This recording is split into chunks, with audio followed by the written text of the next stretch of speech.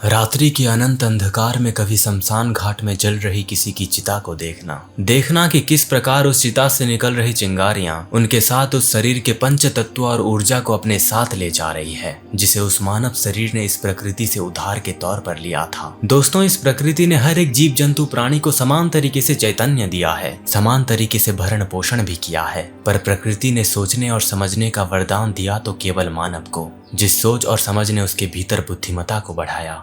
अग्नि के ताप से भोजन बनाने से लेकर उसी अग्नि की ऊर्जा से आज वो भूलोक को पार करने के सपने देखता है। अगर आप गौर से सोचोगे तो उसने अपनी इस बुद्धि का प्रयोग केवल अपने लिए ही किया है। सबसे अलग होने की भावना ने उससे ये भुला दिया है कि वो भी बाकी जीव जंतु की तरह मात्र एक जीव ही है, चलता फिरता सांस लेता हुआ एक ढांचा जो बस कुछ समय तक ही सोच सकता है। तो इस अलगाव को हम साइड में रखते हैं और उतरते हैं उस दूसरे महावाक्य की गहराई में जो समग्र अद्वैत वेदांत के महासार को समाहित करता है।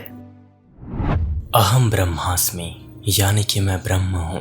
आदि शंकराचार्य ने इस महावाक्य को बहुत महत्वपूर्ण बताया है, क्योंकि बृहदारण्यक उपनिषद से लिया गया ये महावाक्य कुछ बहुत ही गहरी बात कहता है। अब जो मैं बोलूंगा दोस्तों, उसे जरा ध्यान से सुनना, जो कि बृहदारण्यक उपनिषद में लिखा हुआ है। आरंभ में ये समग्र संसार मनुष्य के आकार का एक शरीर यानी कि एक आत्मा मात्र था।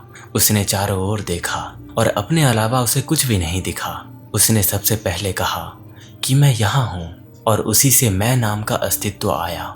आरंभ में ये संसार केवल ब्रह्म था और ये केवल स्वयं यानी कि आत्मा को जानता था।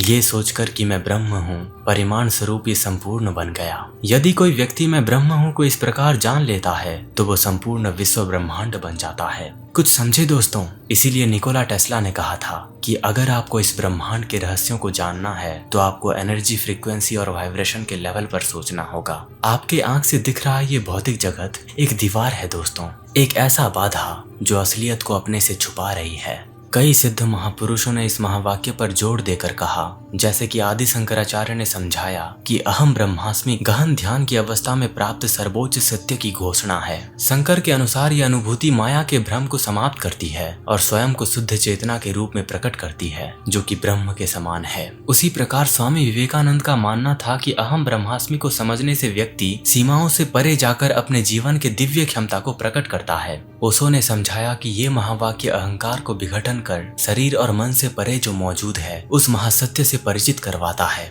जो कि शाश्वत और अनंत है। ओशो ने एक और कमाल की बात कही थी दोस्तों, कि इस संसार को आखिर माया जाल क्यों कहा जाता है। अगर आप इस संसार को ध्यान से देखोगे तो हर एक चीज एक दूसरे के साथ जुड़ी हुई है, बिल्कुल मकड़ी के जाल की तरह, चाहे वो सूर्य, चंद्रमा हो या धरती पर मौजूद चींटियां हो। परमात्मा को ओशो ने एक विशाल मकड़ी बोला है, एक ऐसी विशाल मकड़ी जिसके अस्तित्व से ही समग्र चीज अपने वजूद में आई है। मकड़ी अपने जाल को फैलाता है, परमात्मा भी वही करता है। आपने खुद भी ये चीजें महसूस किया होगा कि किस प्रकार सभी चीजें धीरे धीरे उम्र के साथ तुच्छ लगने लगती हैं। कुछ भी हमेशा के लिए नहीं रहता, पर कुछ तो ऐसा होगा जो हमेशा के लिए होगा, और वो चीज शाश्वत जीवन है। इस ब्रह्मांड की महाऊर्जा से, सूर्य चंद्रमा से, धरती के पेड़ पौधों से, नदी और समुद्र से मैं सब में हूँ। मैं हूँ और मैं नहीं भी। मैं अनंत लोकों की कहानियों का वखान करता हूँ। इस भूलोक पर जन्म लेकर अनगिनत रास रचता हूँ। उम्मीद करता हूँ दोस्तों कि आप ब्रह्म की व्याख्या को समझ गए होंगे, वो जो सब कुछ है पर कुछ भी नहीं।